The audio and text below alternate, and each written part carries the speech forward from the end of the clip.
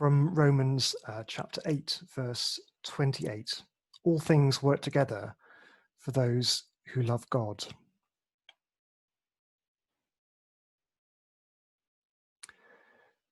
This is one of those golden verses in Scripture, which for many brings solace. It doesn't matter how bad things are, God is working out his plan. In time, you will see the good that comes out of your suffering.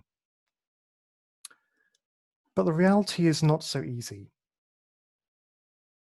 The verse can be used in the face of difficulty in a way which dismisses someone else's misfortune, compelling them to try and find their own silver lining when none is apparent. I was speaking this morning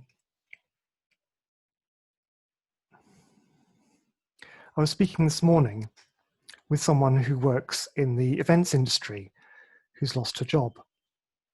It would be cold comfort to say to her, all things work for the good of those who love God. Our reading from Genesis tells us of Jacob's misfortune. The backstory is that Jacob met Rachel at a well and, like his father before him, fell deeply in love. He now approaches Rachel's father to ask if he can marry her. Yes, comes the reply, but you have to work for me for 7 years first. Jacob complies, only to find on his wedding night that he has married the wrong woman. Laban has substituted Rachel's older sister and compels Jacob to work for a further 7 years to earn the hand of Rachel. It's hard to imagine the anger and resentment that Jacob must have felt at not being given his desired bride, or for that matter, the distress this must have caused Leah, the unwanted sister. Jacob had been tricked, Laban had been dishonest, and Jacob paid the cost, 14 years' labour, for his father-in-law. Somehow, Jacob keeps going. He has in sight his goal, marriage to Rachel, and he has some sense that he's on the right track. He's following his father Isaac's desires. He's on the path set by God, marked by angels ascending and descending on his path.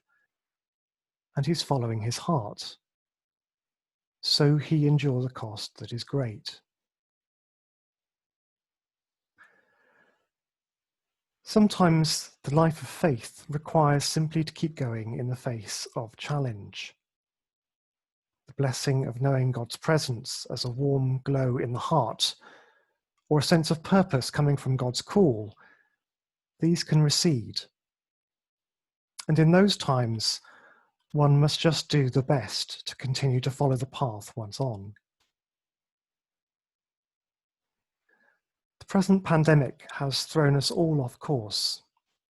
Whether holidays cancelled, or not being able to meet as one church family, losing one's job, or most painfully, the loss of loved ones without being able to say goodbye. The cost is real, and the loss seems to have come from nowhere.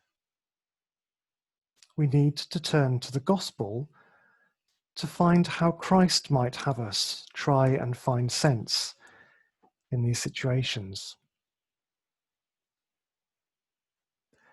The last verse is unexpected from our passage after the many stories that precede it. Every scribe who has been trained for the kingdom of heaven is like the master of a household who brings out of his treasure what is new and what is old.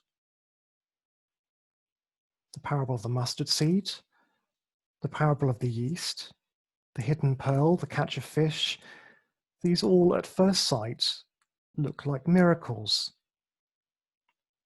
A mustard seed grows into a tree large enough for birds to nest in.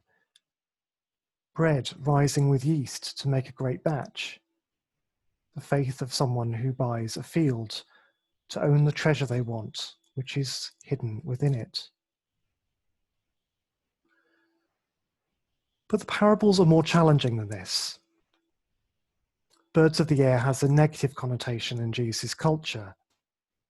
So something good, the growth of the mustard seed, something miraculous even, creates a situation in which that which is evil can find a home. Yeast was considered a contaminant in the first century, causing unwanted fermentation in the heat. The leavened flour, the flour contaminated by yeast, is ruined flour. The man who wants the treasure finds himself with a field instead, perhaps never to see the treasure that he first desired. And finally, the net that is thrown into the sea catches clean and unclean food. Under Jewish law, the unclean must be thrown out, separated.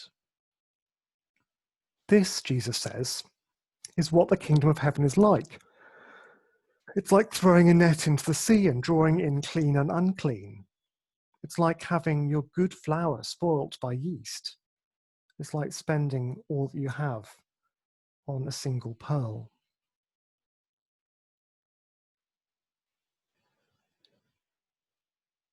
This good news is hard news, but, and here we get to the last line, the scribe, the one who interprets, needs to bring out what is old and what is new.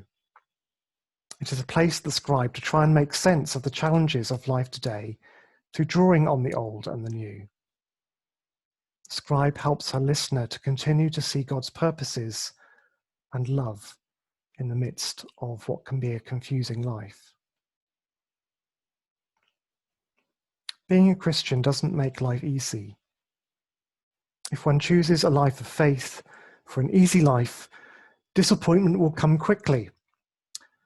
But being a Christian does make life rich. It means not journeying alone, and it means facing good times and bad in the company of a loving God, one who is faithful, one who is always there.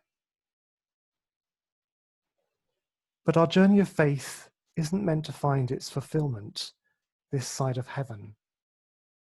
When suffering comes, it will hurt, but it is not the final end. The hope that we hope for is fulfillment of our relationship with Christ, to be united with him beyond the grave. In light of knowing him, all that has gone before will take on a different meaning and have a new nuance, a new significance. In the words of Mother Julian, all shall be well, and all shall be well, and all manner of things shall be well.